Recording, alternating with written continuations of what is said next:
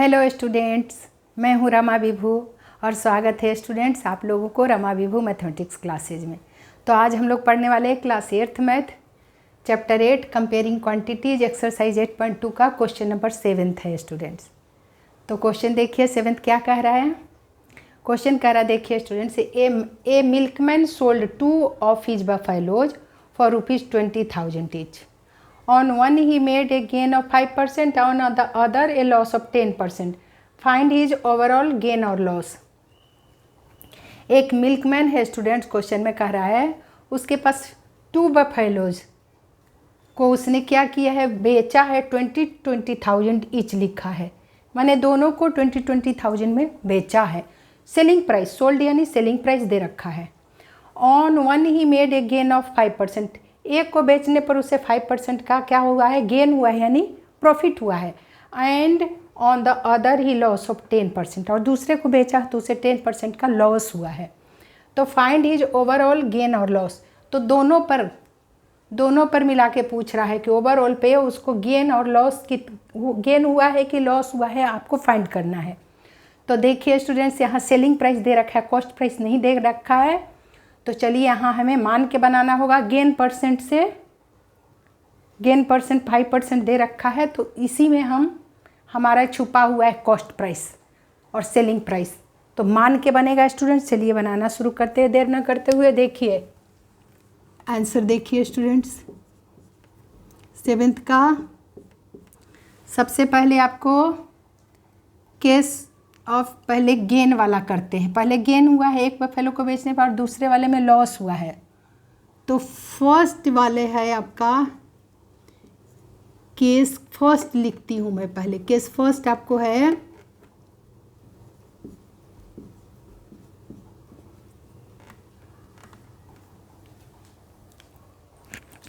Gain का है। Case first में आपका है गेन परसेंट दे रखा है। देखिए स्टूडेंट्स, गेन परसेंट दे रखा है। फर्स्ट केस में क्या है, गेन हुआ है, तो केस ऑफ गेन लिख सकते हो आप यहाँ पर। Case of gain,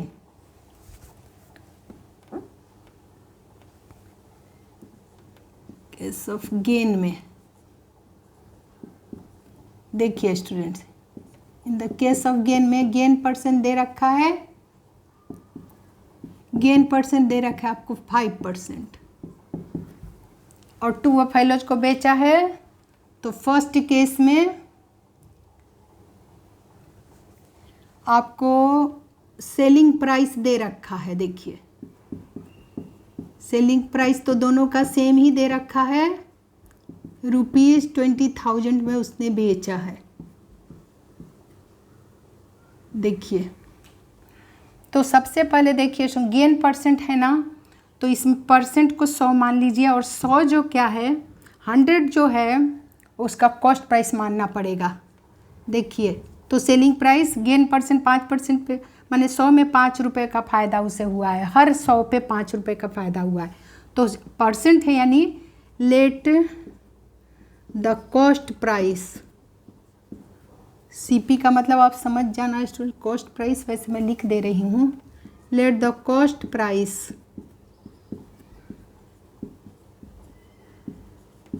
of buffalo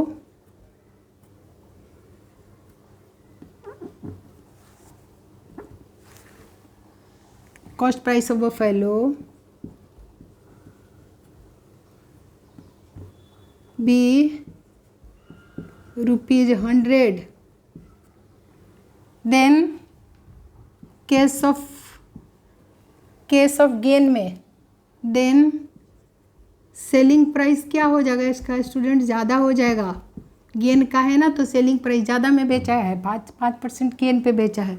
so selling price gain के केस में क्या हो जाएगा, 100 + 5% यानी 100 में 5, 100 + 5 यानी ₹105। ये समझ जाओगे स्टूडेंट्स। तो बस गेन परसेंट दे रखा है, तो ये परसेंट को 100 मान लो और वो कॉस्ट प्राइस मान लीजिए, सेलिंग प्राइस 105। अब लिखना कैसे है यूनिटरी मेथड से बनेगा स्टूडेंट्स, ये सम 3 स्टेप्स में, मगर जिसे फाइंड करना है उसे RHS में। और पहले किसको लिखना है, सेलिंग प्राइस दे रखा है तो सेलिंग प्राइस को पहले लिखिए, और फाइंड किसे करना है इस केस में, कॉस्ट प्राइस को फाइंड करना है। तो कॉस्ट प्राइस को RHS में लिखेंगे, पहले लिखेंगे सेलिंग प्राइस को। तो देखिए स्टूडेंट्स, फर्स्ट स्टेप में if selling price of buffalo be ₹105, then case first में ये है स्टूडेंट्स, केस फर्स्ट ये है, देखिए यहाँ से शुरू कर रही हूँ मैं, केस फर्स्ट, फिर केस सेकंड, यानी हानि जब हुआ है तब का निकालेंगे। यहाँ केस फर्स्ट प्रॉफिट वाले कर रहे हैं। If selling price of buffalo be ₹105, then cost price be ₹100। यही फाइंड करना है। कॉस्ट प्राइस नहीं दे रखा है, सेलिंग प्राइस से शुरुआत किया है, तो कॉस्ट प्राइस को 100 को इधर लिखेंगे, फिर लिखेंगे सिंस करके लिखिए। So therefore if selling price of first buffalo be ₹1, then cost price is equals to क्या हो जाएगा, बी ₹100 है तो 100 अपॉन, देखिए स्टूडेंट 100 अपॉन 105 हो जाएगा, 105 नीचे आ जाएगा। देखिए ये बी लिख के इक्वल भी लिख सकते हैं आप, बी इज इक्वल टू ₹100 ऐसे, तो 100/105 हो गया। सो therefore if selling price of first buffalo, दोनों को ईच लिखा है ना, दोनों को 20,000 में बेचा है, तो एक की जगह 20,000 ज़्यादा के लिए मल्टीप्लाई होगा, तो कॉस्ट प्राइस क्या हो जाएगा, एक वाला लिख लीजिए 100/105 इंटू 20,000, यहाँ है ज़्यादा के लिए मल्टीप्लाई। देखो स्टूडेंट, इसमें सिंप्लीफाई थोड़ा बड़ा होगा, आपको करना पड़ेगा। देखिए 5 से काटिए, 21 5 जब 105 होता है, और ये 25 जब 100 हो गया।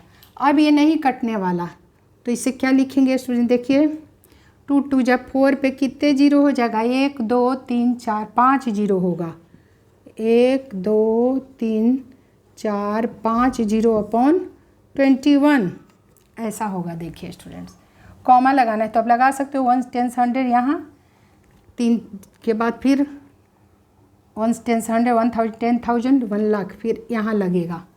अब डिवाइड करके इसका हम कॉस्ट प्राइस निकाल लेते हैं। देखिए स्टूडेंट्स, तो रफ वर्क करना होगा हमें, उधर के सेकंड को बनाएंगे। तो देखिए 4 पे 5 जीरो है, बड़े सावधानी से इसको डिवाइड करिए, थोड़ा लंबा होगा कैलकुलेशन इसमें डिवाइड में। 22 डिजिट में पहले करिए, 21 है ना, 21 1 जा कितना हो जाएगा, माइनस करिए 9, और ये 1 हो गया, लोन लेना पड़ा इसे, तो 10 हो गया, 10 में से 1 गया 9, ये हो गया 3, तो 3 में से 2 गया 1। अब अगला स्टेप में एक जीरो उतरेगा, ये क्या हो गया था 10, और ये 3 एक कम हो गया। तो देखिए स्टूडेंट्स, ये वाला उतारे, 9 2 जा 18, 9 जा लगेगा, 9 2 जा 18, 9 1 जा 9, 9 1 जा 9 और 9 2 जा 18, माइनस करिए स्टूडेंट्स, तो 1 और कुछ नहीं बचा। फिर ये वाला जीरो उतरेगा, अभी भी छोटा नंबर है, ये 10 है, ये 21 है, नहीं डिवाइड लगा तो क्या करते हैं जीरो, और अगला वाला नेक्स्ट नंबर उतरेगा, फिर तब 100 बनाब लगेगा। कितने जा लगेगा, 5 जा 5 2 जा 10, लेकिन ज़्यादा बड़ा हो जाएगा, 4 जा लगेगा स्टूडेंट्स, 5 जा बड़ा हो जाएगा, 4 1 जा 4 और 4 2 जा 8, माइनस करिए, 10 में से 4 गया 6, 9 में से 8 गया 1, और यहाँ कुछ नहीं बचा, फिर ये वाला जीरो उतरेगा स्टूडेंट सब। अब देखिए 8 2 जा 16, लेकिन 1 भी है यहाँ, तो 8 जा नहीं लगेगा, 7 जा लगेगा। देखिए 7 जा 7 1 जा 7, और 7 2 जा 14, देखिए स्टूडेंट्स माइनस कर दीजिए, फिर क्या हो जाएगा, ये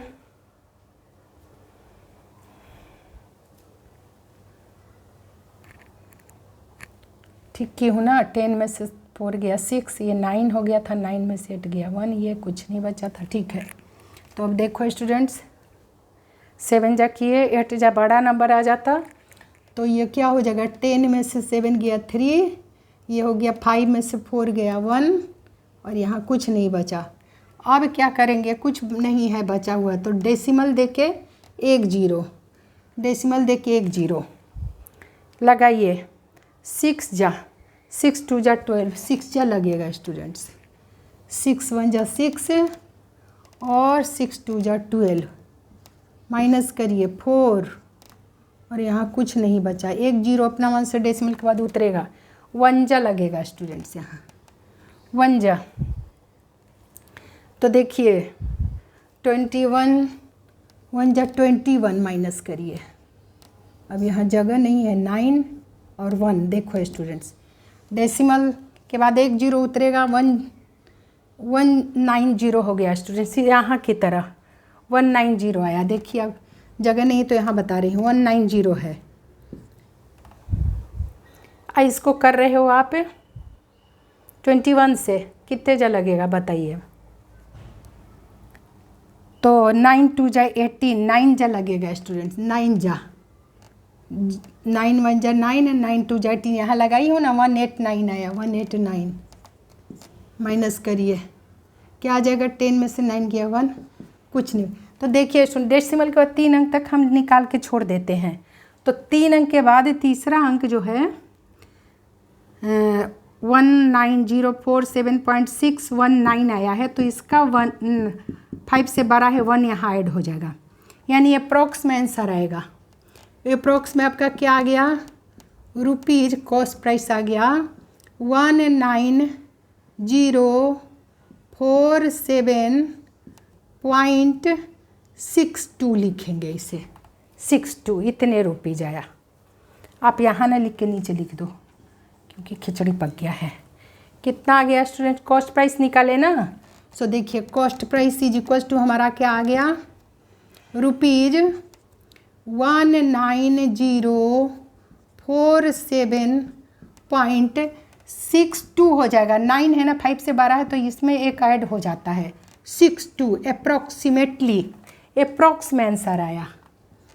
अप्रॉक्स लिखते हैं, अप्रॉक्स, अप्रॉक्सीमेटली, लगभग, ऐसा करते हैं जब डेसिमल में ऐसा आता है। तो अप्रॉक्स में आंसर आया। देखो स्टूडेंट, कॉस्ट प्राइस हम लोग निकाल लिए फर्स्ट केस में। अब केस ऑफ गेन था यहाँ, अब केस ऑफ लॉस में बनाते हैं हम लोग, केस ऑफ लॉस में बनाते हैं। अब चलिए, तो यहाँ पर एक सिर्फ छूट गया था, यहाँ पे जगह नहीं था तो यहाँ दिखा दिए स्टूडेंट। अब चलिए यहाँ भी हमें करना होगा लॉस के केस में, यहाँ लिख देती हूँ मैं सेकंड केस ऑफ लॉस। अब है केस ऑफ लॉस के केस में देखो स्टूडेंट्स, लॉस परसेंट क्या दे रखा है देखिए, and on the other A loss of 10%। Loss अब दूसरे वाले को बेचा है, बफेलो को मिल्कमैन ने, तो 10% का लॉस हुआ है, 10%। तो देखिए स्टूडेंट्स, यहाँ पर थोड़ा सा मिट रहा है लिखने से, तो अब यहाँ पर लिखिए, तो यहाँ पर लिखना पड़ेगा आपको, सेलिंग प्राइस दे रखा है, यहाँ भी ये गिवन है, 20,000 गिवन है, सो सेलिंग प्राइस 20,000 यहाँ भी है, दूसरे वाले को भी 20,000 में ही बेचा है, गिवन है। तो देखो स्टूडेंट्स, यहाँ भी आपको मानना पड़ेगा, लेट 10% का लॉस हुआ, यानी 100 को परसेंट जो है वो 100 है, और वो कॉस्ट प्राइस मानना पड़ेगा आपको यहाँ भी। तो यहाँ लिखिए, let cost price of second buffalo का क्या हो जाएगा, इज इक्वल्स टू ₹100। ये होगा स्टूडेंट्स। यहाँ पर थोड़ा ये मिट रहा है, लिख दी ना, प्राइस लिखा है, ये लिख देती हूँ फिर से, प्राइस उसके लिखने से मिट रहा है, सेकंड वाला है ये, फर्स्ट वाला जो बनाई उसका है, ये मिट गया है। ये फर्स्ट वाले केस का स्टूडेंट्स, मैं को घेर दे रही हूँ ताकि आपको समझ में आए। ये 100 भी मिट गया है, लिख दे रही हूँ थोड़ा, ये 100 है, देखिए लिखने से थोड़ा मिट गया है। हाँ देखिए, तो कॉस्ट प्राइस व फर्स्ट सेकंड बफेलो के लिए भी 100 रुपये। तो सेलिंग प्राइस क्या हो जाएगा स्टूडेंट, के लॉस के केस में हो जाएगा 10% या 100 में 10 का लॉस हो रहा है, तो सेलिंग प्राइस क्या हो जाएगा 100 - 10 यानी 90 रुपीज़ 90 हो जाएगा। देखिए सेकंड केस में कॉस्ट प्राइस तो 100 ही रहेगा, लेकिन सेलिंग प्राइस लॉस के केस में 90 रुपीज़।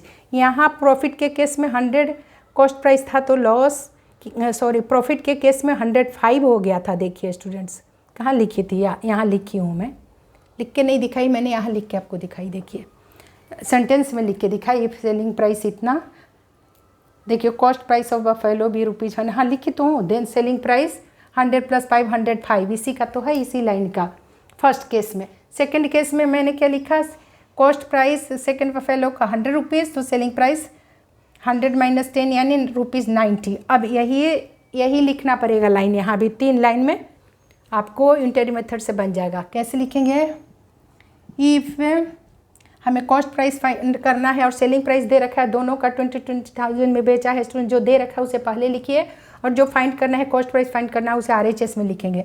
तो लिखेंगे if selling price of second buffalo, लिख लीजिए buffalo be ₹90, then cost price is equals to ₹100। देखिए स्टूडेंट्स 3 स्टेप्स में सिंस यहाँ भी लिखिए, यहाँ भी आप बफेलो के फर्स्ट बफेलो लिख सकते हैं। फर्स्ट बफेलो का 105 रुपये सेलिंग प्राइस, तो कॉस्ट प्राइस 100 रुपये। यहाँ सेलिंग प्राइस सेकंड बफेलो का 90 रुपये, क्यों 90 रुपीज़, क्यों, क्योंकि यहाँ लॉस का केस है, तो कॉस्ट प्राइस 100। तो इसी तरह से therefore if selling price of second buffalo का 1 रुपये, देन कॉस्ट प्राइस क्या हो जाएगा 100/90 हो जाएगा। देखो स्टूडेंट्स, इसी तरह से therefore selling price of second buffalo is 20,000 में ही दोनों को बेचा है, तो कॉस्ट प्राइस क्या हो जाएगा स्टूडेंट्स 100/90 इंटू 20,000 हो जाएगा 20,000। ये तो कटने वाला नहीं है, सिर्फ 0 से कटेगा, 0 से कोई भी 0 काट दीजिए, इसको कटिए यहाँ कटिए। चलिए तो कितना बच गया हमारा, बच गया 2 1 जा 2 पे 1 2 3 4 5 0, 5 0 बचा है स्टूडेंट्स बाई 9 बचा। यही कॉस्ट प्राइस निकल जाएगा इसको। इसी की तरह कैलकुलेशन थोड़ा लंबा है दोनों का, और बाद में दोनों का कॉस्ट प्राइस और दोनों का सेलिंग प्राइस प्लस करेंगे। जिसका अगर सेलिंग प्राइस बढ़ आया तो प्रॉफिट होगा, और कॉस्ट प्राइस बढ़ आएगा तो लॉस होगा। वही करना है हमें। चलो स्टूडेंट यहाँ भी कर लेते हैं। 2 पे 5 0 है, सावधानी से इसे करना होगा हमें डिवाइडेड। 9 2 जा 18 होगा। देखो स्टूडेंट्स 2 डिजिट्स में 2 आया, ये कट गया, ये वाला 0 उतरा। 9 2 जा 18, देखिए 2, फिर ये वाला 0 उतर गया, फिर 9 2 जा 18। देखो स्टूडेंट्स एक जैसा आ रहा है 2, फिर ये वाला 0 उतर गया, 9 2 जा 18। देखिए बार बार माइनस कर रही है, 2 आया तो ये वाला 0 अब उतर गया। देख अब कुछ नहीं बचा है स्टूडेंट्स। फिर 9 2 जा 18, देखिए 5 गो 2 2 2 2 2 आया स्टूडेंट्स। अब क्या करेंगे, यहाँ डेसिमल देंगे, कुछ नहीं बचा है अब, तो 1 0 फिर उतरेगा। 9 2 जा 18, फिर 1 0 उतरेगा, 9 2 जा 2 डिजिट करके छोड़ दो स्टूडेंट्स, क्योंकि सेम नंबर आ रहा है बार बार, सेम नंबर बार बार वही आ रहा है। तो हो गया। So cost price of second buffalo का आ गया, cost price is equal to क्या आ गया, ₹22,222.22 आया। देखो स्टूडेंट्स ये कॉस्ट प्राइस सेकंड बफेलो का आया। अब क्या करें, फाइंड हिज ओवरऑल गेन और लॉस हमें फाइंड करना है दोनों पे। तो लिखेंगे सेलिंग प्राइस ऑफ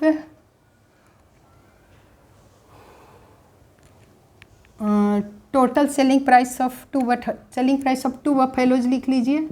दोनों बफेलोज का जोड़ लेते हैं। Selling price of two buffaloes का क्या हो जाएगा स्टूडेंट्स? 20,000 में दोनों को बेचा है तो क्या हो जाएगा? 20,000 प्लस 20,000, 20,000 प्लस 20,000, यानी सेलिंग प्राइस तो मिल गया ₹40,000। 40 पे 3 जीरो, ये दोनों पर ओवरऑल पे पूछा है, ओवरऑल पे निकाल दिए।